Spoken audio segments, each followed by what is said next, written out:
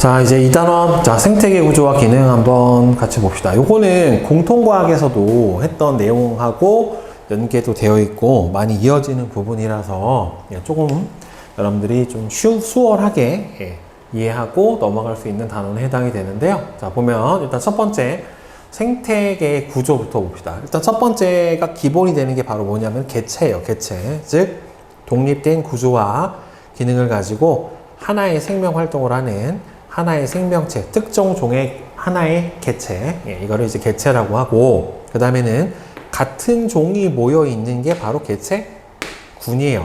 즉, 일정한 지역에 생활하는 같은 종의 개체 무리를 바로 개체군이라고 합니다. 같은 종이라도 다른 지역에 살고 있다라면은 같은 개체군이라고 보기는 어렵고요. 자, 그다음에 여러 종이 모여서 바로 그 다음에 뭘 이루냐면은 군집을 이루게 돼요.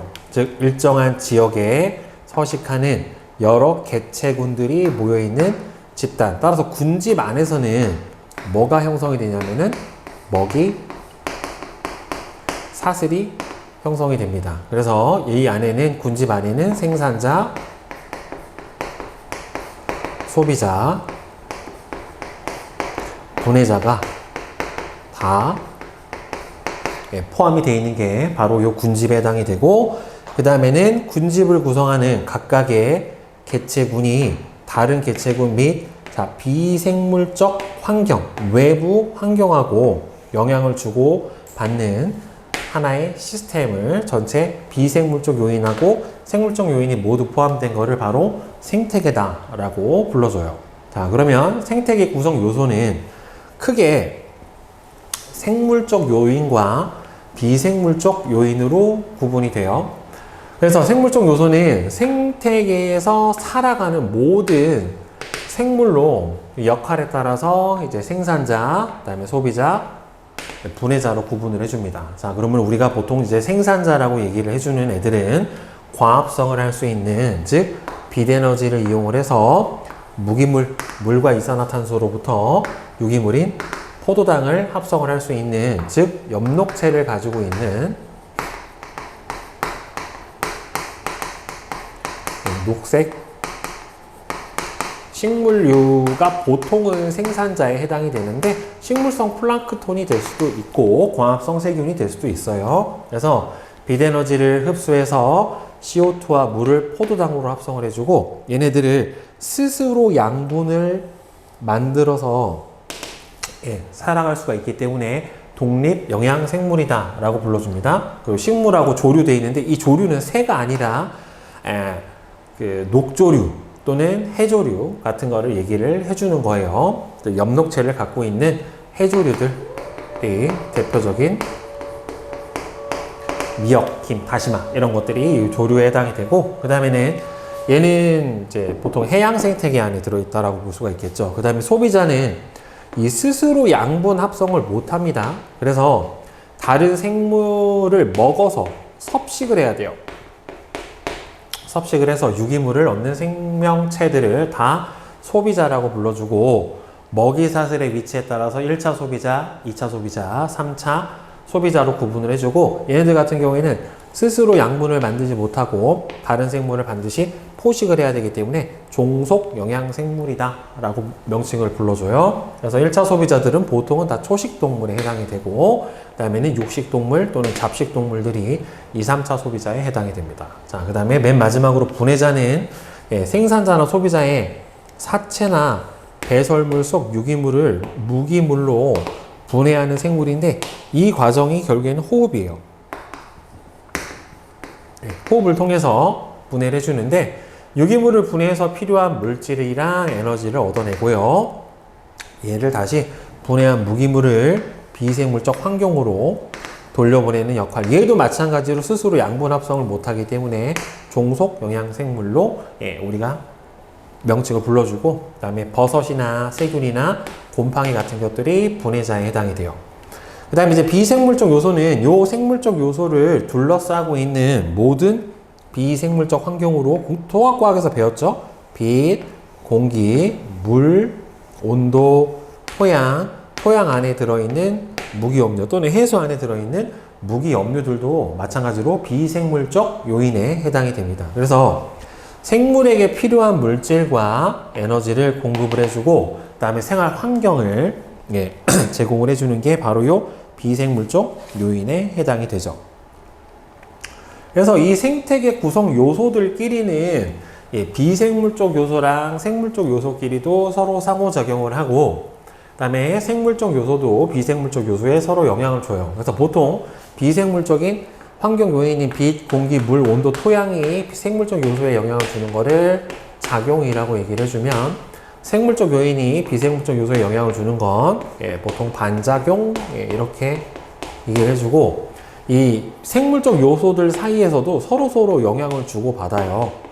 대표적으로 포식, 피식 관계 또는 기생 관계 또는 뭐 공생 관계 이런 식으로 생물적 요인들끼리도 어떻게 됩니까? 서로 영향을 주면서 이 전체 시스템 안에서 서로 유기적으로 살아가고 있게 돼요. 자, 그러면 개념 확인 문제를 한번 봅시다. 자, 1번은 생태계에 대한 설명으로 옳은 것과 옳지 않은 것을 골라달라고 했는데 5, X고 5, X, 5, X예요. 즉 소비자는 생물의 사체나 배설물 속 유기물을 분해해서 살아간다. 소비자가 아니라 분해자에 대한 설명이죠.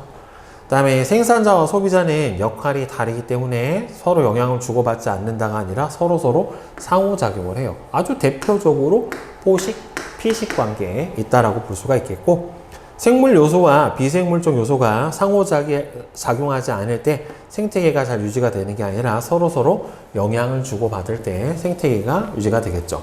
자, 각 예시에 해당하는 관계. 자, 고라니는 풀을 먹고 살아간다. 이거는 뭡니까? 소비자와 분해자 사이의 상호작용, 생물적 요소의 상호작용에 해당이 되겠죠. 근데 참고로 고라니는 전 세계적으로는 멸종 위기종이래요. 그런데 우리나라에만 넘쳐나고 심지어 우리나라에서는 유해조수죠. 그죠? 네. 우는 소리 괴랄해요. 고라니. 느티나무가 햇빛을 받아서 광합성을 하는 거는 비생물적 요인이 생물적 요소에 영향을 주는 기억. 지렁이에 의해서 토양의 통기성이 높아지는 것은 생물적 요인이 비생물적 요소에 영향을 주는 니은. 자, 식물에 낙엽이 쌓여 분해되면 토양이 비옥해지는 것도 마찬가지로 생물적 요인이 비생물적 요인에 영향을 주는 니은. 늑대의 개체수가 증가하면 늑대 먹이가 되는 사슴의 개체수가 감소한다는 결국에는 소비자끼리의 여기서는 소비자 간의 상호작용에 해당이 되니까 디귿. 그 다음에 6번 같은 경우에는 한 식물에서 강한 빛을 받는 잎이 약한 빛을 받는 잎보다 잎의 조직이 발달해서 두껍다. 양엽읍엽으로 나눠지게 되는 경우에는 빛에 의한 작용이니까 비생물적 요인이 생물적 요인에 영향을 주는 경우다라고 볼 수가 있겠죠. 그래서 생태계 구성 요소에서 비생물적 요소가 생물적 요소에 영향을 주는 예는 우리 통합과학에서 많이 배웠죠. 빛에서도 보면은 뭐가 있었어요? 빛의 세기,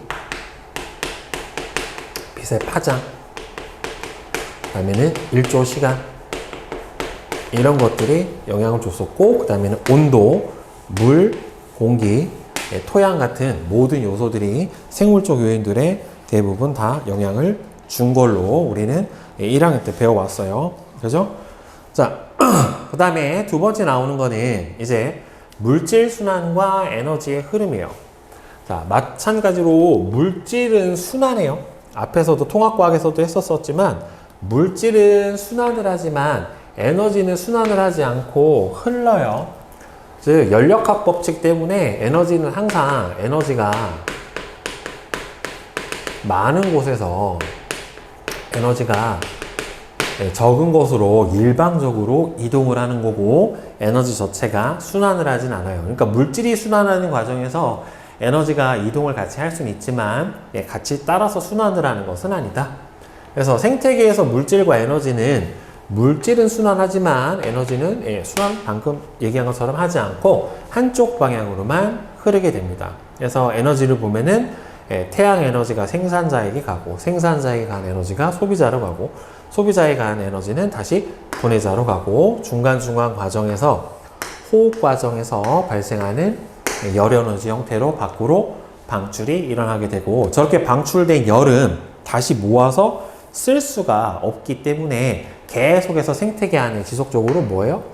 태양 에너지가 어떻게 됩니까? 공급을 해줘야 해요. 하지만 물질 같은 경우에는 무기물이 유기물의 형태로 합성된 후에 유기물의 형태로 먹이사슬을 따라 이동을 하다가 최종적으로는 다시 무기물의 형태로 돌아가는 순환 형태를 보이게 돼요. 그래서 대표적으로 물질이 순환하는 게 탄소와 질소가 있습니다.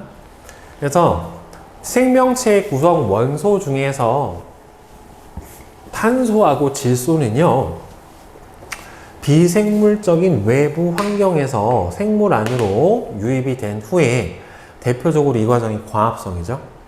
먹이사슬을 따라 이동을 하다가 다시 분해자에 의해서 또는 여러 가지 호흡 과정을 통해서 비생물적 환경으로 돌아가서 생물과 비생물 사이를 지속적으로 순환을 해주게 되는데, 일단 탄소 순환을 보면 탄소는 주로 이산화탄소의 형태로 대기 중에 존재를 제일 많이 하게 되고요.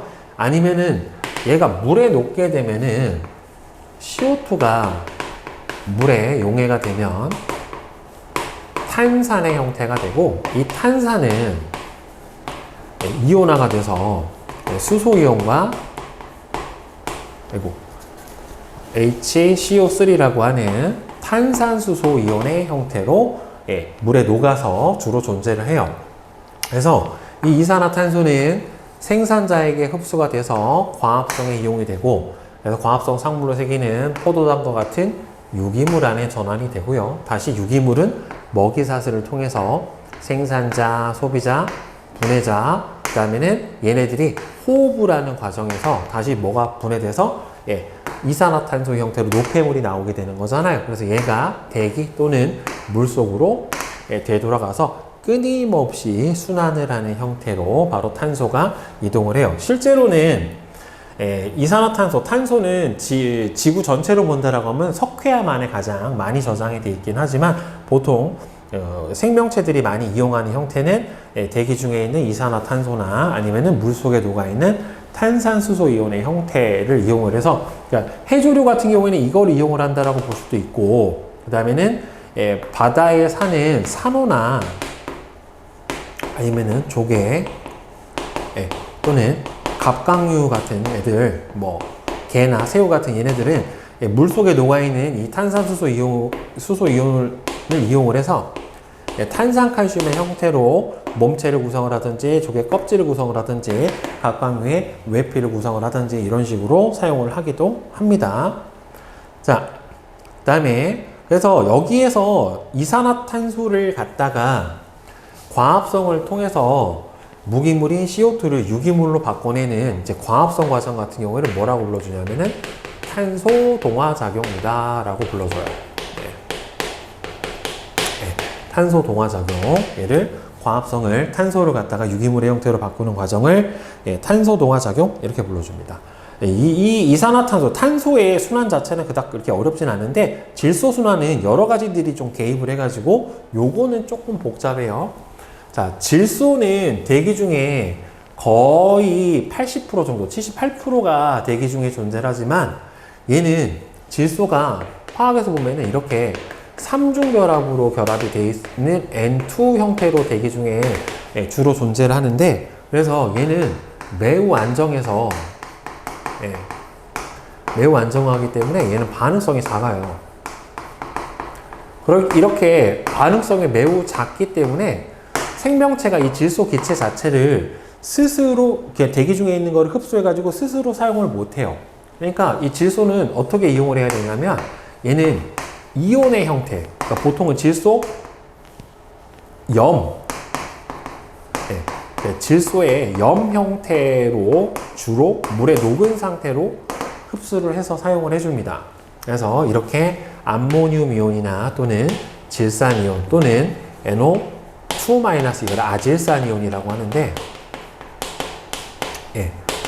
이런 형태로 물에 녹은 이온 형태로 전환이 돼야 식물이 흡수하고 실제로 이용을 해줄 수가 있어요. 그래서 식물이 합성한 질소 화합물, 대표적으로 식물이 합성한 질소 화합물이 바로 아미노산, 그러니까 아미노산이 결합된 단백질에 해당이 되겠죠. 또는 핵산 같은 경우에도 바로 질소를 포함을 하기 때문에 식물이 합성한 질소 화합물, 단백질이나 핵산은 먹이 사슬을 따라서 소비자에게 전달이 일어나게 되고, 그 다음에 생물의 사체나 배설물 속, 생물의 사체나 배설물, 특히나 배설물 안에서 질소성 노폐물을 모든 생명체들은 다 배설을 해줘요. 대표적으로 사람 같은 경우에는 요소의 형태도 있고 요산의 형태도 있고 아니면은 암모니아를 직접 배출하기도 해요. 이렇게 질소성 노폐물을 배출을 해줍니다. 그리고 사체 안에도 당연히 들어있고 단백질이 썩거나 부패가 되면서 아주 고약한 냄새를 내죠. 그래서 질소 화합물은 분해자에 의해서 분해가 돼서 다시 사용이 되거나 아니면은 질소 기체 상태로 다시 환원이 돼서 대기 중으로 돌아가기도 해요. 그래서 여기서 공기 중에 질소를 직접 사용을 할 수가 없기 때문에 이 질소를 사용할 수 있는 형태로 바꿔주는 걸 뭐라고 불러주냐면 질소 고정이라고 얘기를 해요. 그러니까 대기 중에 질소 N2는요, 콩과 식물의 기생에서 사는 뿌리옥 박테리아나 또는 아조토박터, 둘 다 질소 고정 세균이에요. 남세균과 같은 질소 고정 세균에 의해서 뭘로 바뀌냐면은 암모늄 이온으로 바뀌어요. 그래서 암모늄 이온으로 바뀌면 이온 형태가 되니까 물에 녹아서 사용을 할 수도 있고요. 그 다음에는 아주 미량이긴 하지만 공중방전, 번개예요, 번개. 번개로 빵 치게 되면은 공기 중에 있는 질소하고 산소가 직접 반응을 해서 이렇게 질산이온의 형태로 바뀔 수도 있고, 그 다음에는 질산화 작용이라는 게 있는데, 질산화 작용은 이렇게 질소 고정으로 만들어진 이 암모늄 이온을 질산화 세균이라고 하는 게 되게 아질산균하고 질산균, 보통 이렇게 두 종류가 있는데 아질산균하고 질산균에 의해서 암모늄 이온이 NO2-로 바뀌고 NO3- 질산이온이랑 아질산이온으로 전환이 돼요. 그래서 이렇게 바뀌어 있는 질산이온을 생산자가 바로 흡수를 해서 질소를 생체 내에서 동화작용에 사용을 해주는데, 질소를 동화작용에 사용을 하는 걸 질소 동화라고 합니다. 탄소를 동화했던 광합성이 뭐였어요? 아까 탄소 동화 작용이었었잖아요. 그러면 질소 동화 작용은 토양 속에 암모늄이나 질산이온을 식물의 뿌리를 통해 흡수돼서 식물을 구성을 하는 단백질이나 또는 핵산하고 같은 질소 화합물을 합성을 하는 과정을 바로 뭐라고 불러준다? 질소 동화 작용이라고 해요. 그리고 다시 이 질산이온을 공기 중으로 다시 돌려보내는, 환원시켜서, 왜? 산소를 떼버리니까 환원이에요. 그때는 뭘 쓰냐면 탈질산화 세균이라는 걸 씁니다. 그러면은 질산이온이 산소랑 질소로 쪼개지면서 다시 대기 중으로 돌아가게 돼요. 그러니까 이게 질소 순환 과정에서는 총 3가지 정도의 세균이 이 안에서 작용을 해요. 질소 고정 세균에 해당하는 뿌리옥 박테리아나 아니면은 아조토박터, 그 다음에는 질산화 세균에 의해서 암모늄 이온이 질산이온으로 바뀌죠. 질소 고정 세균은 질소 기체를 암모늄으로 바꿔주는 거고, 질산화 세균은 암모늄 이온을 질산이온으로 바꿔주는 거고, 그 다음에 탈질산화 세균은 질산이온을 질소와 산소 형태로 분해를 해서 밖으로 배출을 시켜주는 거예요. 그러니까 미생물이 총 이렇게 크게 3종류가 질소의 순환 과정에서 사용이 된다 라고 하는 거 여러분들 꼭 기억해 주세요. 꼭 한 문제씩은 질소 순환 과정에서 문제가 출제가 됩니다. 그래서 질소 고정은 질소를 암모늄으로, 질산화는 암모늄을 질산이온으로, 공중방전은 질소를 질산이온으로, 질소 동화작용은 암모늄이나 질산이온을 단백질이나 핵산으로, 그 다음에는 탈질산화 작용은 질산이온을 질소 형태로 바꿔서 다시 밖으로 배출을 해준다. 자, 그러면 이제 식물, 군, 집, 숲. 자, 숲에서 식물 군집에서 유기물의 생산과 소비 보면은 생태계 안에 있는 모든 생물은 생산자가 생산을 해주는 이 유기물, 포도당을 이용을 하기 때문에 생산자가 이 충분한 양의 유기물을 생산하는 것은 생태계 유지에 중요해요. 그래야 초식동물의 개체수가 일정 수준 유지 또는 증가를 할 수가 있고, 초식동물 유지가 돼야 그 2차, 3차 소비자에 해당하는 육식동물들도 당연히 살아갈 수가 있을 거란 말이에요. 그래서 결국에는 얘네들은 뭘 하니까 광합성을 하게 되니까 이 광합성을 하는 부분을 갖다가 또 얘네들이 사용을 하는 부분까지 통틀어서 유기물의 생산하고 소비의 양적 관계를 여기서 나타내 줄 수가 있는데, 자, 보면은 총 생산량은 생산자가 일정 기간 동안에 광합성으로 생산하는 유기물의 총량이 바로 총생산량에 해당이 돼요. 만들어 온 유기물의 총량. 그러면은 이 중에서 만들어서 일부는 자기가 독립영양생물이니까 스스로 만드는 자기 양분을 사용을 할 거란 말이에요. 그게 바로 뭐냐면은 호흡량이에요. 그래서 생산자가 자신이 생산한 총생산량 중에 일부를 호흡으로 소비한 유기물의 양이 호흡량이고, 저 호흡량으로 사용한 유기물의 양을 뺀 나머지가 바로 총 순수하게 생산을 한 순생산량이다 라고 봅니다. 그러니까 실제로 소비자는 호흡량은 쓸 수가 없죠. 식물이 스스로 사용하는 양이기 때문에. 그래서 총 생산량은 순생산량과 호흡량의 전체 합이 바로 식물의 총 생산량에 해당이 돼요. 그래서 여러분들 알다시피 총 생산은 호흡과 순생산의 합이다. 그러면 요 순생산량 안에 뭐가 포함이 되어 있냐면 바로 피식량. 얘가 이제 식물이기 때문에 초식동물인 1차 소비자에게 먹히는 유기물의 양이 피식량. 그 다음에는 식물이니까 고사, 말라 죽던지 아니면 낙엽을 떨어뜨리는 양도 있을 거란 말이에요. 말라 죽거나 낙엽으로 떨어지는 유기물의 양이고, 얘네들 같은 경우에는 분해자한테 가는 양에 해당이 되겠죠. 근데 이거는 피식이라고는 하진 않아요. 왜? 분해자가 스스로 와서 저거를 갉아먹진 않으니까.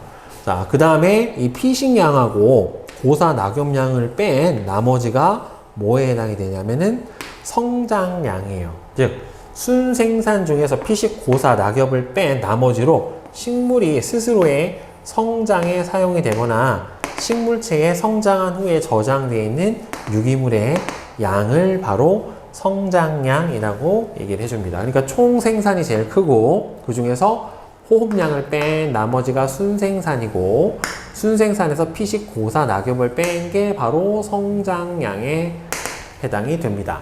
그러니까 어린 군집일수록 성장량이 크겠죠. 그리고 나이가 많은 군집일수록, 오래될수록 나무도 크고 굵기 때문에 스스로 사용을 하는 뭐가 많을 거야?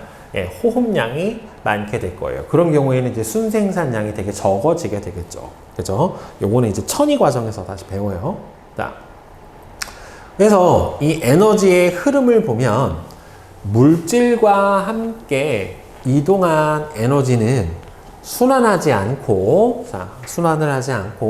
이 열 에너지의 형태로 생태계 밖으로 빠져나가 버리는데, 이때 발생한 열 에너지는 사용이 불가능해요. 네, 사용이 불가능한 저온의 열 에너지예요.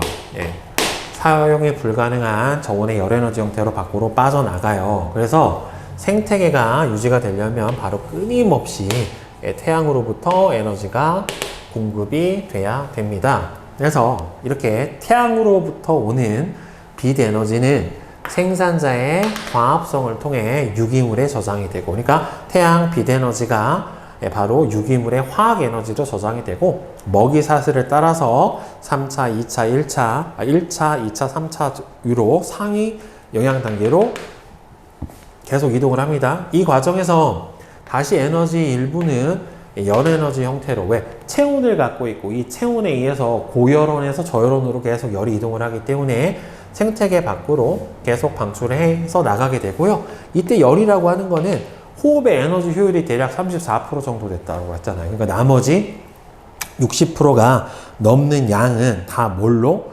열 에너지 형태로 외부로 방출이 된다라고 하는 겁니다. 네. 자, 그다음에 이제 에너지 효율.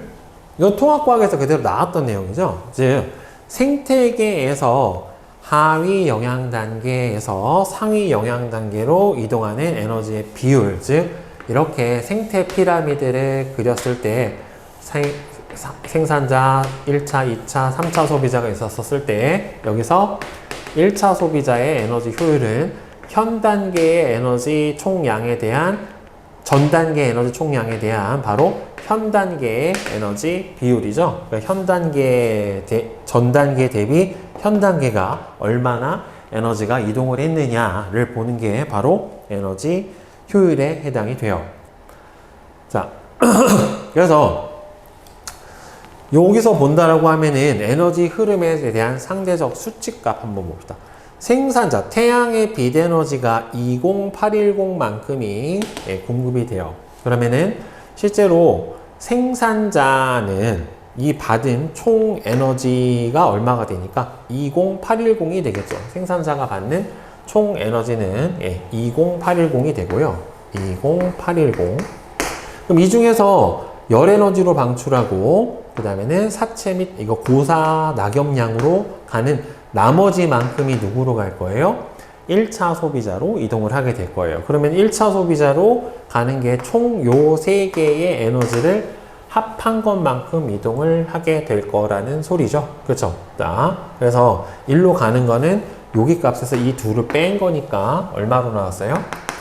20810에서 11977과 5465를 더한 값을 빼준 거니까 위로 가는 게 3368만큼 이동을 해요. 그러면은 1차 소비자가 3368만큼을 받아서 사체 배설물로 이만큼, 그 다음에는 호흡에 의한 열로 요만큼, 그럼 2차 소비자로 가는 거는 383에 해당이 돼요. 그러면 383은 다시 이렇게 가게 될 텐데 3차 소비자가 총 사용을 한 양이 얼마야 돼요? 21이란 말이에요. 그러면은 얘가 받은 에너지 양도 얼마가 돼야 되고 21이 돼야 되고, 그러면은 46과 21과 나를 더한 값이 총 얼마가 돼야 돼요? 383이 돼야 되니까 여기가 316 이렇게 될 거예요. 총 가는 에너지의 일부는 자기가 쓰고 그 다음에는 피식으로 이만큼 먹히고 나머지는 사체 배설물로 이만큼 가고, 그래서 결국에 총 밖으로 맨 마지막에 사체 배설물을 다 합친 거를 분해자가 분해를 해서 다 열 에너지 형태로 내보내면 결국에 오른쪽에 있는 총 에너지의 합은 처음에 공급받았던 태양 에너지 양하고 어때야 돼요? 같아야 돼요. 왜? 에너지 보존의 법칙에 의해서 저 양은 같을 수밖에는 없습니다. 그러면 1차 소비자의 에너지 효율은 어떻게 돼요? 생산자의 에너지 효율 얼마예요? 20810분의 3368. 2차 소비자의 에너지 효율은 383분의 21. 이렇게 다음에 3차 소비자의 에너지 1차 소비자의 에너지 효율은 생산자 20810분의 3368. 그다음에 2차 소비자의 에너지 효율은 3368분의 얼마예요? 21. 그렇죠? 이렇게 되겠죠. 그다음에 얘가 총 받는, 그 다음에 3차 소비자 에너지 효율은 383분의 21. 이런 식으로 전 단계의 에너지 총량분의 현 단계 에너지 총량이 바로 뭐에 해당이 된다? 에너지 효율에 해당이 돼요. 그래서 상위 영양 단계로 갈수록 이렇게 상위 영양 단계로 갈수록 상위 영양 단계로 갈수록 에너지의 효율은 대체로 증가를 합니다. 가끔 가다가 보통은 커지는데 작아지거나 같아지는 경우가 문제일 수 있기 때문에 무조건 상위 영양 단계로 갈수록 에너지의 효율성이 크다라고 대답을 해버리면 안 돼요. 직접 구해 보셔야 되는 경우도 있어요. 자, 그 다음에는 이제 생태 피라미드하고 생태계 평형 한번 봅시다. 생태 피라미드는 생태계에서 하위 영양 단계부터 상위 영양 단계까지 각 영양 단계의 에너지 양 또는 개체수, 생체량이라고 하는 거는 각 영양 단계가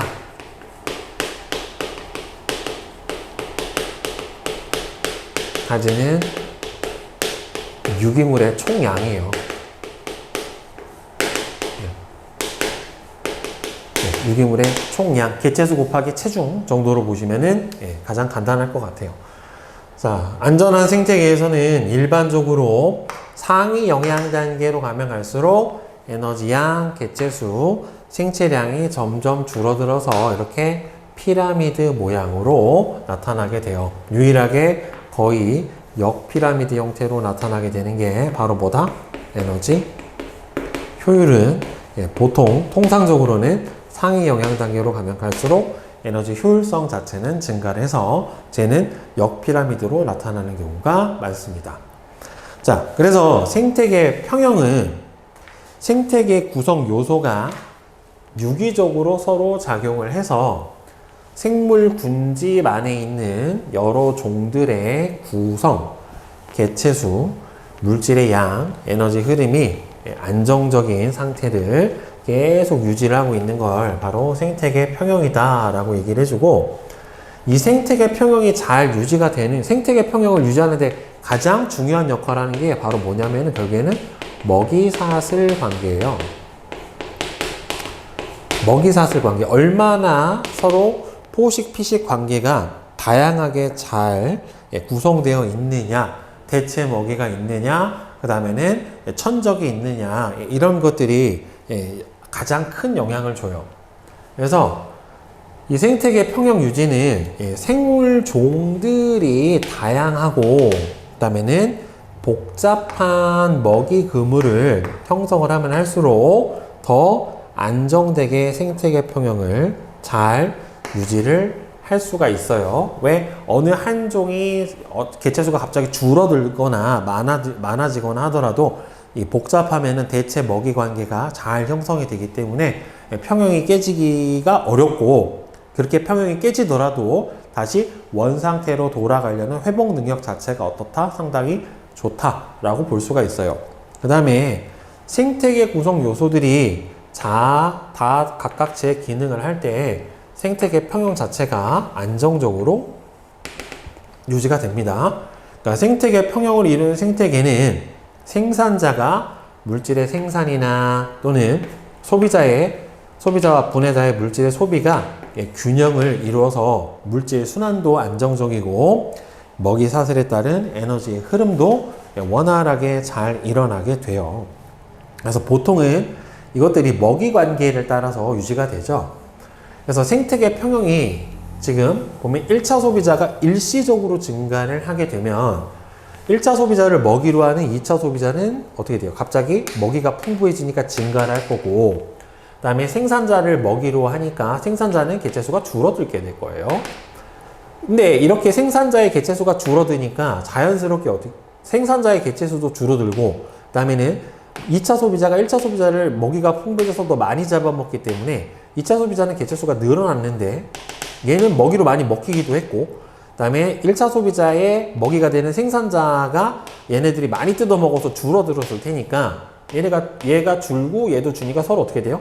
감소를 하게 될 거란 말이에요, 결국에는. 그럼 얘가 줄면 어떻게 돼요? 2차 소비자도 줄고, 그 다음에 다시 1차 소비자가 주니까 생산자가 늘어나면서 원래 상태로 다시 유지가 되돌아갈 수가 있게 되는 거죠. 그러니까 복원 능력이 있으면은 저렇게 쉽게 금방 돌아갈 수가 있게 돼요. 그 다음에 생태계가 파괴되는 요인은, 생태계가 평형을 유지하는 능력에는 분명히 한계가 존재를 해요. 그래서 한계를 넘는 요인이 작용을 해버리면, 특히나 인간의 인위적 개입이 일어나거나 하면은 생태계 평형이 깨질 수가 있고요. 이는 생태계 파괴로 이뤄질 수가 있습니다. 다시 복원 능력 이상으로 깨져버리면은 다시 회복이 잘 안 되는 거죠. 그래서 일단은 첫 번째가 자연재해, 산불이나 홍수 또는 가뭄, 산사태 등의 자연재해에 의해서 생태계 평형이 깨지고, 특히나 우리나라에서도 올해 산불이 아주 크게 났었는데 이 산불들이 한번 일어나게 되면은 모든 생태계 환경이 다 깨지죠. 근데 또 산불이 또 도움이 되기도 해요. 소나무의 열매가 솔방울인데 솔방울이 씨를 퍼뜨릴 때 산불이 나서 아주 불이 크게 붙어야지만이 그 안에 들었던 씨가 밖으로 팍 퍼져나와요. 무슨 짓을 해도 안 나온대요. 또 이렇게 한번 산불이 나면은 그 지역이 초토화되기는 하나 얘가 다시 무기물이 많아지는 비옥한 토양이 되니까 또 다시 금방 복원이 돼서 생태계가 회복이 되겠죠. 그렇죠? 그러기 위해서는 또 인간들도 많은 노력을 해야 될 것 같기도 하고요. 그죠? 특히나 이제 사람의 활동으로 인해서 외래 생물의 유입, 외래종, 그다음에는 근데 우리나라는 워낙 하드코어해서 기후도 그렇고, 그렇죠? 외래종들이 살아남기가 힘듭니다. 맛이 없거나 안 귀엽거나 살아남을 수 있죠. 인위적인 개발에 의한 생물의 서식지가 파괴되고 서식지 파괴로 인한 단편화가 일어나고 화석 연료의 과다 사용으로 인한 지구 온난화, 환경 오염, 기후 변화 등에 의해서 생태계 평형이 깨질 수가 있다. 특히나 이 그림은 통합과학에서도 나왔었죠. 그죠? 사슴을 보호하기 위해서 늑대 사냥을 허가를 해줬더니만 늑대를 너무 많이 잡아가지고 사슴의 천적이 없어져서 사슴이 기하급수적으로 늘어나니까 초원풀을 너무 많이 뜯어먹어서 초원의 생산량이 없어져서 사슴마저도 결국에는 멸종할 지경이 되더라 라고 하는 게 바로 인간의 개입이 어떻게 영향을 미쳤나 라고 하는 거를 나타내 줄 수 있는 대표적인 예다 라고 볼 수 있죠. 자, 그럼 뒤에 개념학의 문제를 한번 봅시다. 자, 1번 그림은 생태계에서 일어나는 물질과 에너지의 이동을 나타냈대요. A하고 B는 물질과 에너지를 순서 없이 나타냈는데, 자, A 같은 경우에는 빨간색으로 나타낸 거니까 외부로 방출되는 것이 바로 A에 해당이 되겠죠. 따라서 A는 에너지에 해당이 될 거고, B는 순환을 하니까 바로 물질이다 라고 볼 수가 있겠죠. 자, 그 다음에 2번 탄소의 순환에 대한 설명으로 옳은 것과 옳지 않은 것은 바로 X, OO, X예요. 탄소는 주로 대기 중에서는 CO2의 형태로 물에 녹아서가 탄산이온, 수소이온이죠. 생물의 사체나 배설물에 포함된 유기물은 소비자가 아니라 분해자에 의해서 무기물의 형태로 분해돼서 토양으로 되돌아갑니다. 자, 그 다음에 3번은 그림은 생태계에서 질소 순환 과정을 나타냈는데 대기 중에 질산화세균에 의한 질산화 작용인 것은 바로 암모늄을 질산이온으로 바꿔주는 라 과정이 질산화 작용. 공중방전에 의해서 공기 중의 질소가 번개에 의해서 질산이온으로 바꿔주는 가가 공중방전에 의해서 일어나는 현상. 탈질산화세균에 의해서 질소 기체가 환원돼서 대기 중으로 되돌아가는 현상이 나고요. 뿌리옥 박테리아, 뿌리옥세균, 남세균에 의해 또는 아조토박터 같은 질소 고정세균에 의한 작용은 바로 뭐에 해당이 됩니까? 공기 중의 질소를 직접 이온 형태로 바꿔주는 다에 해당이 되겠죠. 각각의 세균이 어느 과정에 관여를 하고 어느 물질을 어느 물질로 전환을 시켜주는지 다 잘 봐야죠. 그 다음에 4번 그림은 어떤 생태계에서 생산자, 1차 소비자, 2차 소비자의 에너지 양을 상대적으로 나타낸 생태 피라미드인데 2차 소비자의 에너지 효율은 1차 소비자의 에너지 효율 100분의 15 곱하기 100 이렇게 되겠죠. 따라서 15% 이게 바로 2차 소비자의 에너지 효율에 해당이 돼요. 자, 그 다음에 이제 대표자료 분석 봅시다. 자, 생태계 구성 요소. 그림은 생태계를 구성하는 요소 사이의 상호관계를 나타냈어요. 비생물적 요소에 해당하는 얘 뭐가 있어요? 뭐 빛, 온도, 물, 공기, 토양 이런 것들이 비생물적 요소. 그 다음에 생물적 요인에 해당을 하는 생산자, 소비자, 분해자에 대한 설명이래요.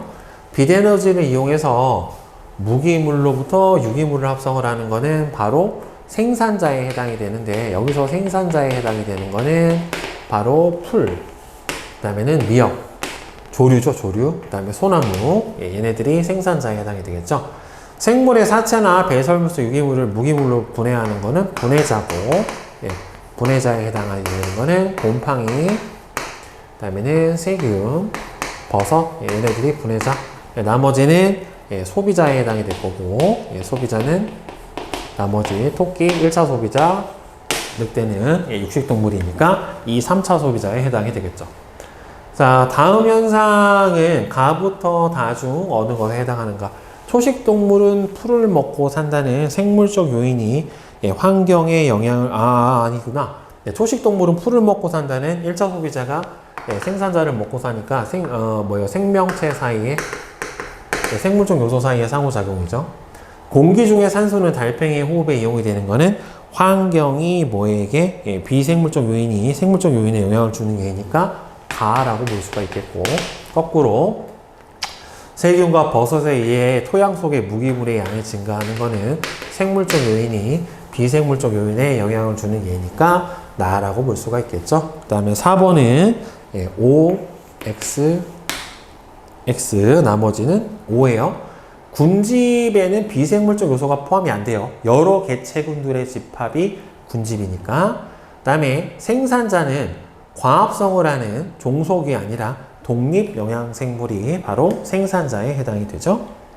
자, 그 다음에 탄소의 순환. 그림은 생태계에서 탄소가 순환하는 과정을 나타냈는데 A부터 C는 생산자, 소비자, 분해자를 순서 없이 나타냈대요. 자, 보면은 A는 대기 중과 물 속에 이산화탄소를 받고 주고할 수 있는 A가 생산자, 그 다음에 주기만 하는 거는 소비자, A, 그 다음에 C가 분해자에 해당이 되겠죠. 가부터 다, 가는 여기서 화석연료의 가는 연소죠. 나 같은 경우에는 생산자로 이동을 하는 건 광합성에 해당이 될 거고, 다는 호흡 과정에 이용이 되겠죠. 해당이 되겠죠. 그 다음에 3번.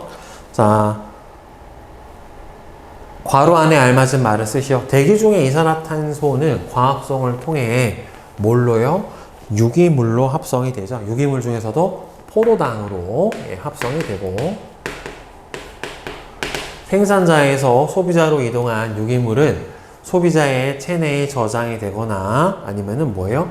세포 호흡에 이용이 되죠. 네. 스스로 호흡 과정에 이용이 됩니다. 생물의 사체나 배설물에 포함된 유기물은 분해자에 의해서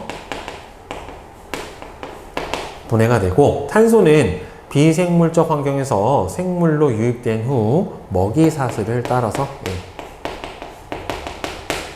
이동을 하다가 비생물적 환경으로 돌아갑니다. 그 다음에 4번. 자, OX는, 자, X, OO, 그 다음에는 X, X예요. OOO. 자, 가 과정에서 탄소는 유기물의 형태로 이동한다. 가가 여기서 지금 화석 연료의 연소이기 때문에, 가 과정은 화석 연료의 연소로 발생하는 이산화탄소. CO2는 유기물 아니고 무기물이에요. 탄소가 포함이 되어 있다라고 하더라도, 참고로 순수한 탄소로 되어 있는 수시나 일산화탄소나 이산화탄소 같은 애들은 탄소를 포함을 하고 있더라도 얘네들은 무기물에 해당이 됩니다.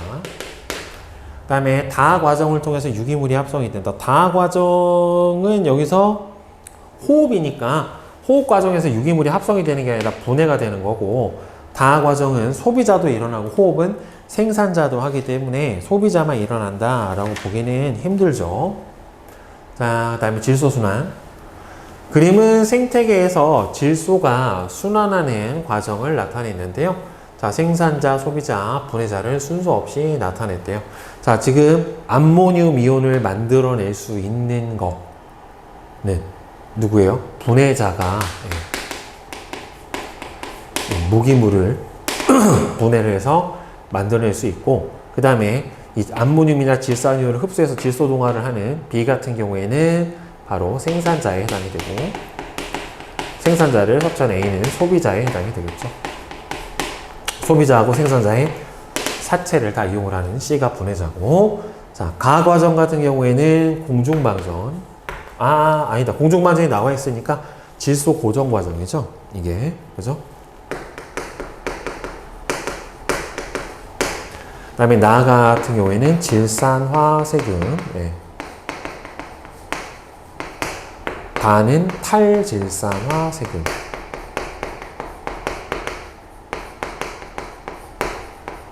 네, 이렇게 될 거예요. 자, 그 다음에 3번. 자, 괄호 안에 알맞은 말을 보기에서 골라 쓰시오. 자, 대기 중에 질소는 뭐에 의해서? 네, 질소 고정세균에 의해서. 네, 질소 고정세균에 의해서 아조토박터나 뿌리옥 박테리아 같은 질소 고정세균에 의해 암모늄으로 바뀌고요. 대기 중의 질소의 일부는 예, 공중방전에 의해서 예, 식물체에 포함된 질소 화합물은 뭘 따라서? 먹이사슬을 따라 예, 소비자로 이동을 해주고요. 암모늄은 누구에 의해서? 질산화세균에 의해서 예, 질산이온으로 전환이 일어납니다. 자, 그 다음에 4번.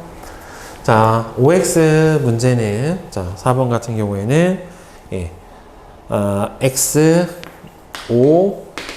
X5O예요. 식물은 질소기체를 직접 이용할 수 없죠. 왜? 삼중결합으로 매우 안정한 형태로 결합되어 있어서 반응성이 작아서 직접 사용이 불가능하고요.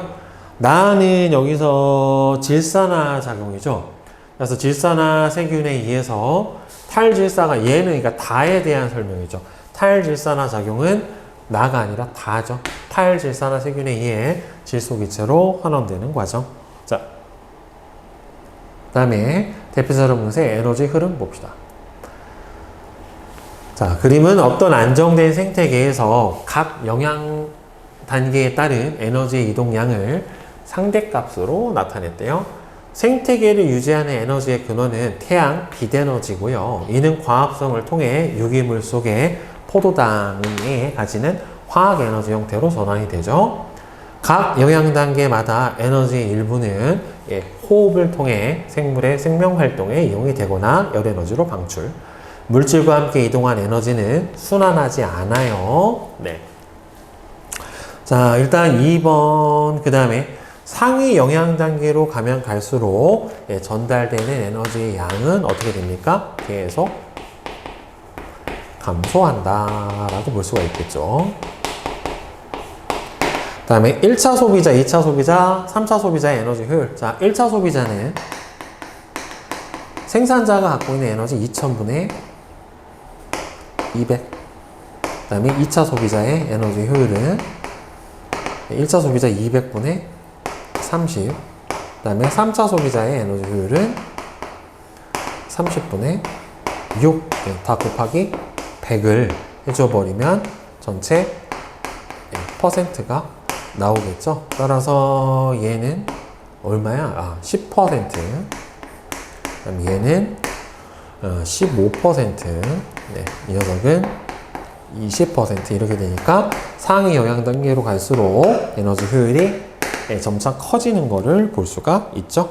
자, 그 다음에 4번은 자, 틀린 거는 5, 그 다음에는 5, X, 그 다음에는 5, X입니다. 생산자가 합성한 유기물은 소비자를 거쳐 다시 생산자에게 전달이 된다. 유기물의 형태로 전달이 되는 게 아니라 분해자가 분해한 무기물로 바뀌어서 되돌아옵니다. 그 다음에 생태계로 유입되는 에너지의 양은 생태계 밖으로 방출되는 에너지 양하고 같아요. 그래야 에너지 보존의 법칙이 성립을 하니까. 그 다음에 생산자에서 1차 소비자로 이동한 에너지의 양은 2차 소비자에서 3차 소비자로 이동을 한 에너지 양보다 더 많죠. 그쵸? 생산자에서 1차 소비자로 이동을 한, 즉 상위 영양 단계로 가면 갈수록 총 이동한 에너지 양은 어떻게 되니까 점점 줄어들게 되니까 크다가 아니라 작다가 맞습니다. 네. 자, 이제 내신 맞춤 문제 한번 같이 풀어봅시다. 자, 1번. 생태계에 대한 설명으로 옳지가 않은 것은 군집은 일정한 지역에 서식하는 개체군의 집단이다. 그렇죠. 여러 개체군이 모여 있는 거죠. 생물과 비생물 요소는 영향을 주고 받죠. 생산자는 과합성을 하는 독립영양생물이고 소비자는 무기물로부터 유기물을 합성을 하는 건 소비자가 아니라 생산자에 대한 설명이니까 그렇죠? 4번이 틀렸죠. 자, 그 다음에 2번 그림은 생태계를 구성하는 요소 사이의 상호관계를 나타냈대요. 가와 나는 생물 요소랑 비생물적 요소를 나가 비생물 요소에 해당이 될 거고 환경이니까 그 다음에는 가가 바로 생물적 요인에 해당이 될 거예요. 그래서 뿌리옥세균은 바로 생물적 요인에 해당이 되겠죠. 개체군 A는 개체군이라는 것 자체가 다 동일한 종으로만 구성이 되어 있는 거를 얘기를 해주죠. 나는 생물을 둘러싸고 있는 모든 비생물적 환경, 빛, 온도, 물, 토양, 공기 이런 것들을 포함을 해줍니다. 자, 그러면 다음 현상은 기억에서 리을 중 어느 것에 해당이 되는가? 같은 종의 개미가 이를 분담해서 협력을 하는 것은 개체군 안의 상호작용에 해당이 돼요. 따라서 기억이에요. 이런 거를 개체군 내 상호작용, 이거를 사회화라고 얘기를 합니다. 가을에 기온이 낮아져 은행나무 잎이 노랗게 바뀌는 거는 비생물적 요인이 생물적 요인에 영향을 주는 디귿. 지으류에 의해 암 속의 풍화가 촉진돼서 토양이 형성된다. 이끼 같은 거거든요. 이거는 생물적 요인이 바로 비생물적 요인에 영향을 주는 리을. 스라소니의 개체수가 증가하면서 눈신토끼의 개체수가 감소하는 것은 서로 다른 개체군 사이에서 일어나는 상호작용, 포식, 피식 관계, 니은. 그 다음에 공기가 희박한 고산지대에 사는 사람은 평지에 사는 사람들에 비해서 혈액 속 적혈구수가 많다. 즉 공기라고 하는 공기 부족의 환경이 뭐한테? 생물적 요소한테 영향을 준 디귿이라고 볼 수가 있겠죠. 자, 그 다음에 4번. 그림은 한 식물에 존재하는 양이역, 울타리 조직이 센 빛에 적응을 해서 울타리 조직이 두껍게 발달한 양이역, 그 다음에는 약한 빛에 적응을 해서 울타리 조직과 해면 조직이 얇게 발달한 음엽, 두 가지에 대한 순서죠. 그러니까 가가 음엽이고, 그죠? 얘가 음엽이고, 그 다음에 나가 양엽에 해당이 될 거예요. 강한 빛을 받는 양엽과 약한 빛을 받는 음엽. 강한 빛에 적응한 빛은 가가 아니라 나죠. 가는 나보다 약한 빛을 효율적으로 흡수하기 위해서 잎의 면적이 넓고 얇습니다. 가는 나보다 울타리 조직이 발달이 잘 안 됐죠. 특히나 울타리 조직 같은 경우 책상 조직이라고 하는 부분은 엽록체가 많기 때문에 광합성 양이 활발한 많은 부분에 해당이 돼요. 그 다음에 5번. 그림은 어떤 안정된 생태계에서 일어나는 물질과 에너지의 이동을 나타냈대요. 가와 나는 물질과 에너지를 순서 없이 나타냈다라고 되어 있는데 여기서 가가 빨간색이네요. 그러니까 가가 바깥으로 방출되는 에너지에 해당이 되고 나가 파란색이니까 바로 물질에 해당이 되겠죠. 네. 가는 한 방향으로 흐르다가 생태계 밖으로 빠져나가 버립니다. 저온의 열에너지 형태로. 나는 생물과 비생물적 사이를 순환을 한다. 그렇죠. 물질은 순환을 하죠. 기억 과정에서 유기물 형태로 에너지가 전달이 된다. 그죠. 생산자에서 1차 소비자로 가는 거는 피식 관계고 잡아 먹히는 거죠. 먹이로. 그래서 유기물의 형태로 에너지가 전달이 되는 거 맞죠? 그 다음에 6번. 그림은 생태계에서 일어나는 탄소 순환 과정을 나타냈는데 A하고 B는 생산자하고 분해자를 나타냈대요. A는 지금 초식동물한테 잡혀 먹히는 걸로 봐서 A는 생산자가 맞을 거고 그 다음에 B 같은 경우에는 분해자가 맞겠죠. 사체나 배설물을 갖다 분해를 하니까. 따라서 A는 생산자, B에 의해 사체와 배설물에 포함된 유기물이 호흡 과정을 통해서 CO2로 전환이 됩니다. 기억 과정이 너무 과도하게 일어나면 대기 중에 이산화탄소 농도가 높아져서 지구 온난화가 일어나게 되니까 3번이 틀렸죠. 그 다음에 7번. 그림은 생태계에서의 탄소 순환 과정에 대한 새 학생의 발표 내용인데, 대기 중에 이산화탄소는 생산자의 광합성에 이용되어 유기물로 전환이 됩니다. 네, 맞죠? 유기물은 먹이 사슬을 따라 이동하면서 생물의 체내에 저장되거나 호흡에 이용이 됩니다. 맞고요. 그 다음에 일부 유기물은 생물의 호흡 과정에서 분해되어 무기물의 형태로 전환이 됩니다. 이거는 분해자가 해주는 작용에 해당이 되니까 A, B, C가 다 맞죠? 그죠? 자, 그 다음에 8번. 그림은 생태계의 질소순환 과정에서 일어나는 물질의 전환을 나타냈대요. 자, 대기 중의 질소가 암모늄으로 바뀌는 일은 질소 고정. 그 다음에 암모늄이 단백질로 바뀌는 거는 질소 동화. 질산이온이 대기 중의 질소로 바뀌는 거는 탈질산화 작용에 의해서 일어나죠. 자, 일은 공중방전에 의해서 일어나는 거는 질소가 질산이온으로 바꿔주는 거니까 틀렸어요. 이에서 동화작용이 일어난다. 그죠? 질소 동화니까. 뿌리옥세균이나 아조토박터의 3위 관여라는 게 아니라 얘는 탈질산화 세균에 의해서 일어나는 작용이니까 2번 니은만 맞고요. 자, 다음에 9번, 10번. 그림은 생태계에서 일어나는 질소 순환 과정의 일부를 나타냈답니다. 자, 질산화세균은 가에 관여하는 건 질산화세균이 아니라 질소 고정세균이죠. 질산화세균은 요 과정에 관여를 해요. 식물은 뿌리를 통해 암모늄이나 질산이온을 흡수해서 이용을 한다. 그렇죠. 맞죠. 그게 질소 동화에 이용을 하는 거죠. 단백질이나 핵산을 합성을 하는데, 소비자는 생물의 사체나 배설물 속 질소 화합물을 암모늄 이온으로 분해하는 건 소비자가 아니라 분해자의 역할이기 때문에 맞는 거는 니은만 맞을 거고, 질소 순환 과정에서 가 과정이 필요한 까닭은 왜 필요하냐면, 질소 고정이 필요한 이유는 즉 질소 기체가 매우 안정하여 식물이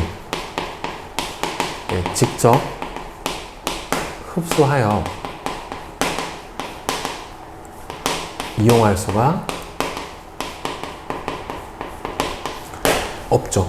그래서 가 질소 고정 과정이 필요한 겁니다. 자, 그 다음에 11번. 자, 그림은 어떤 식물 군집에서 총생산량, 순생산량, 호흡량의 관계를 나타냈는데, A부터 C는 총생산, A가 호흡량, B가 순생산량, 그 다음에 피식 고사낙엽, C가 성장량, 이렇게 되겠죠. A는 생산자가 자신의 호흡으로 소비한 유기물의 양, B는 총생산량 중에 호흡량을 제외한 유기물의 총량, C는 생물의 성장에 사용되거나 식물체에 저장되는 유기물의 양. 맞죠? 이게 성장량입니다. 자, 그 다음에 12번. 그림은 식물 군집 A에서 시간에 따른 총생산, 그 다음에는 호흡량을 뺀 기억은 순생산, 그 다음에 니은이 바로 고사 피식량을 뺀 성장량, 이렇게 되겠죠. 기억은 순생산이고, A의 호흡량은 요 총생산과 순생산의 차이가 이게 호흡량에 해당이 되는데, 호흡량이 T1일 때는 이만큼이고 T2일 때는 이만큼이니까 T1일 때가 T2일 때보다 많지는 않아요. 초식동물에게 먹히는 유기물의 양, 피식량이거든요. 피식량은 어디에 포함이 됩니까? 순생산에 포함이 되어야 해요. 따라서 니은이 아니라 순생산에 포함이 되어야 되니까 맞는 거는 1번 기억만 맞고요. 그 다음에 13번. 생태계에서의 에너지 흐름에 대한 설명으로 옳지가 않은 것은, 생태계를 유지하는 에너지의 근원은 태양의 빛에너지 맞고, 빛에너지는 광합성을 통해 유기물 속 화학에너지로 전환이 일어나게 된다. 맞고, 1차 소비자의 유기물에 저장된 에너지는 2차 소비자로 이동을 하죠. 먹이사슬을 따라서. 생태계로 유입된 에너지는 생물 요소와 비생물 환경 사이를 순환 안 해요. 에너지는 한 방향으로 흐르기만 합니다. 다음에 14, 15번. 그림은 어떤 안정된 생태계에서 일어나는 에너지의 흐름을 나타냈어요. A부터 C는 1차, 2차, 그 다음에는 생산자를 순서 없이 나타냈대요. 얘가 생산자겠죠. 그렇죠? 얘가 1차 소비자, 얘가 2차 소비자. 자, 생태계로 유입된 에너지 양과 밖으로 방출된 에너지 양은 서로 같아야 돼요. 그러면은 1000을 받아서 800을 호흡으로 썼죠. 그럼 100이 갔으니까 이쪽으로 와야 되는 양은 100. 100 중에서 70, 20, 10. 그럼 20 중에서 5가 왔으니까 이쪽으로 15. 그럼 호흡으로 총 나가는 양이 얼마예요? 여기서 885죠. 885. 그 다음에는 사체 배설물이 호흡을 통해서 방출하는 분해자로 가는 양이 115. 둘을 합쳐주면은 원래 생산자가 갖고 있던 총 에너지량 1000과 같아야 돼요. 1차 소비자의 에너지 효율은 어떻게 됩니까? 생산자의 에너지 효율이 에너지 양이 1000분의 100. 그 다음에 2차 소비자의 에너지 효율은 100분의 20이니까 이 녀석은 20%, 얘는 10%죠. 그죠? 따라서 1차 소비자는 2차 소비자의 2배가 아니라 2분의 1이고, 소비자에서 방출되는 열에너지의 총합은 얘죠. 885에 해당이 되니까 85가 아니죠. 따라서 맞는 건 1번만 맞고요. 열에너지의 총합. 아, 소비자. 그러면은 소비자는 얘하고 얘니까 생산자를 빼야 되니까 70하고 15의 합이니까 85가 맞네요. 와, 낚시네, 진짜. 자, 따라서 3번. 자, 그 다음에 하위 영양 단계에서 상위 영양 단계로 갈수록 전달되는 에너지 양이 줄어드는 까닭은, 즉 호흡을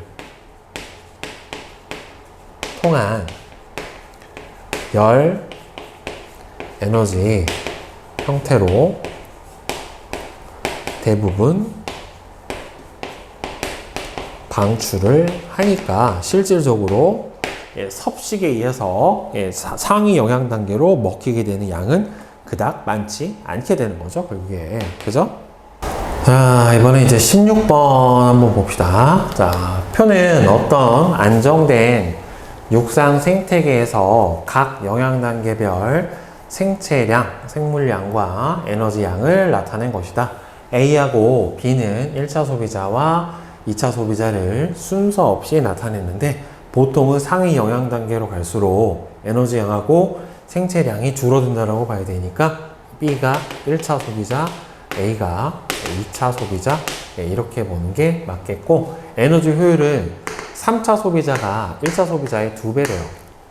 자, 그러면 3차 소비자는 2차 소비자 에너지, 3차 소비자의 에너지 효율은 15분의 3 곱하기 100에 해당이 될 거고, 그 다음에는 1차 소비자의 에너지 효율은, 자, 2차 소비자의 에너지 효율, 1차 소비자의 에너지 효율은 생산자 1000분의, 그 다음에는 여기 A 곱하기 100에 해당이 될 거예요. 자, 얘는 나눠주면은 5분의 1이니까 20%에 해당이 되니까 얘는 결국에는 10%가 돼야 되겠죠. 그래서 10%가 되려면은 A는 100. 네, 이렇게 돼야지 맞을 거예요. 따라서 A는 100. 그 다음에 A의 에너지 효율은, 2차 소비자의 에너지 효율은 1차 소비자의 에너지 효율 100분의 15가 되니까 15% 맞고요. B는 1차 소비자에 해당이 되니까 기억하고 니은만 맞게 되겠죠. 자, 그 다음에 17번. 그림은 어떤 지역에서 사슴의 개체수를 늘리기 위해 늑대 사냥을 허용을 했었을 때 사슴, 늑대의 개체수와 초원의 생산량의 변화를 나타냈대요. 자, 보면은 사슴의 개체수는 늑대가 사냥을 허용을 한 다음에 늑대 개체수는 확 줄어들어서 이렇게 가고, 사슴의 개체수는 늑대가 줄어들면서 쭉 늘어났다가, 여기서 보면은 초원의 생산량이 줄어들면서 먹이 부족으로 인해서 어떻게 됩니까? 얘가 감소하는 거를 이렇게 볼 수가 있어요. 자, 사슴은 1차 소비자 맞고, 구간 1에서 사슴의 개체수가 증가한 것은 초원의 생산량 감소가 아니라 2차 소비자의 늑대의 개체수가 줄어들었기 때문이고, 구간 2에서 사슴의 개체수가 감소한 것은 포식자하고 직접적으로 관련이 없고 생산자의 총 생산량이 줄어들어서 개체수가 줄어들게 됐죠. 그 다음에 18번. 생태계 평형에 대한 설명으로 옳은 것은 먹이 그물은 복잡할수록 안정된 생태계를 잘 유지를 해줄 수가 있고요. 그 다음에 안정된 생태계는 생태계 평형이 일시적으로 깨져도 회복이 가능합니다. 사람의 활동으로 인한 환경오염, 기후변화는 생태계 평형을 파괴하는 주요 원인으로 작용이 되죠. 자, 다음에 19번. 그림은 평형 상태의 생태계 가에서 1차 소비자의 개체수가 일시적으로 증가를 해서 생태계 평형이 파괴된 후 평형을 회복하는 과정에서 개체수 피라미드를, 표는 구간 1부터 4에서 생산자, 1차 소비자, 2차 소비자의 개체수 변화를 나타냈대요. 2부터 4를 순서 없이 나타냈는데, 일단 1은 변화 없고 1차 소비자가 증가했어요. 1차 소비자가 증가하게 되면은 2차 소비자는 증가하죠. 그 다음에 여기서 어떻게 되니까 평형이 깨지게 된 상황이 바로 1이에요. 그 다음에 2로 가게 되면서 2차 소비자는 증가를 해야 되는 거고, 그 다음에는 생산자는 감소라고, 3으로 가면서 얘가 2라고 봐야겠죠. 3으로 가면서 1차 소비자의 개체수가 감소를 하고, 그 다음에는 얘 둘은 다시 증가를 하고 감소를 하면서 원상태로 돌아가니까 얘가 4, 얘가 3. 이렇게 보는 게 맞겠죠? 그러면은 기억은 증가다. 맞고요. C는 3이죠. 2가 아니라. 평형 상태의 가에 외래 생물이 유입이 되면 구간 1부터 4와 같은 개체수 변화가 나타난다.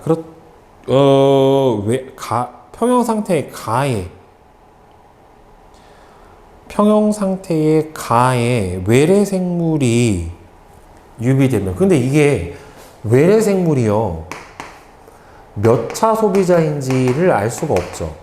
그러니까 이게 소비자가 아니고 생산자가 될 수도 있기 때문에 이 외래 생물이라고 하는 게 이게 영양 단계가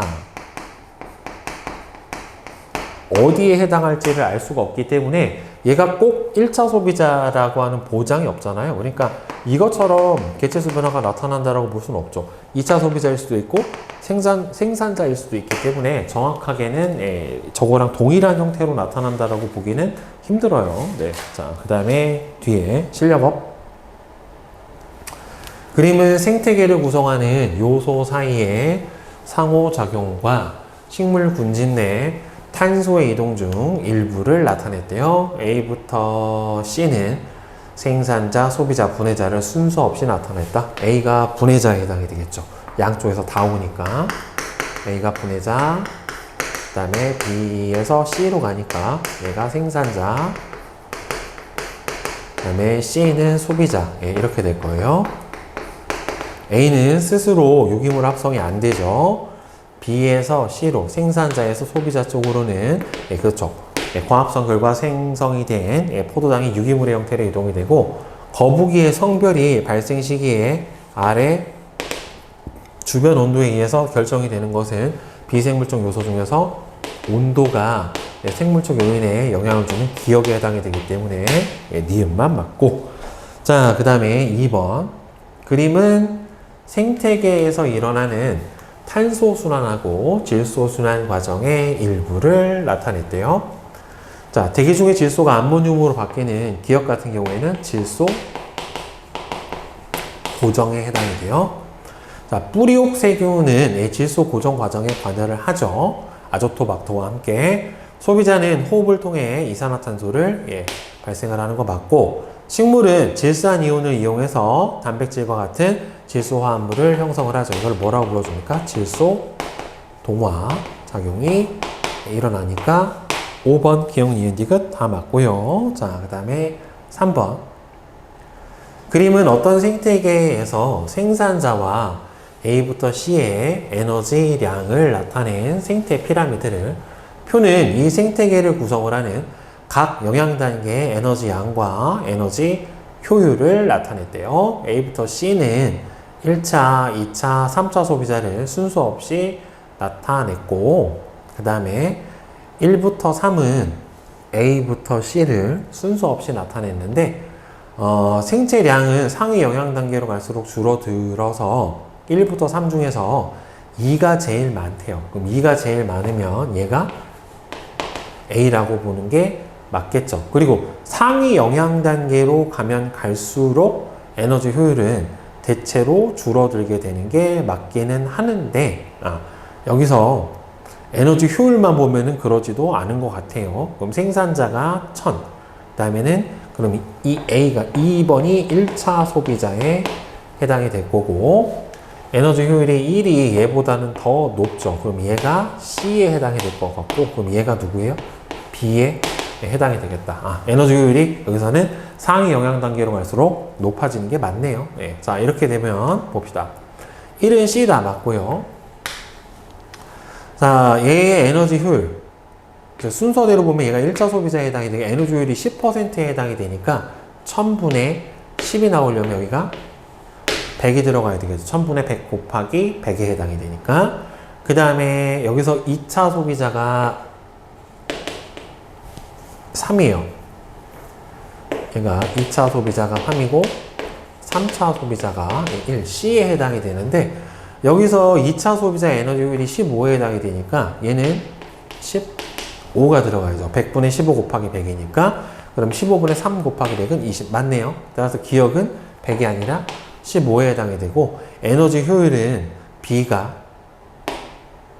A의 2배는 아니고 1.5배에 해당이 되니까 1번 기억만 맞고. 자, 그 다음에 4번. 다음은 최근 제주도 바다에서 나타나는 현상에 대한 자료래요. 우리나라 제주도 바다에는 모자반, 감태 등의 해조류 개체군 외에도 이들 해조류에 몸을 숨기거나 알을 낳는 다양한 해양동물이 서식을 하고 있는데, 지구온난화 때문에 바다의 수온이 빠르게 상승을 하면서 높아진 수온에 적응하지 못한 해조류 개체군의 개체수가 줄거나 멸종한다. 그리고 그 자리 열대바다에서 온 종들, 우리나라에서도 요새 상어가 심심치 않게 나온대요. 상어는 열대바다에 주로 사는 해양생물에 해당이 되니까. 해조류는 생물적 요소죠. 과합성을 하는. 기후변화는 생태계 평형을 파괴하는 요인이 되고요.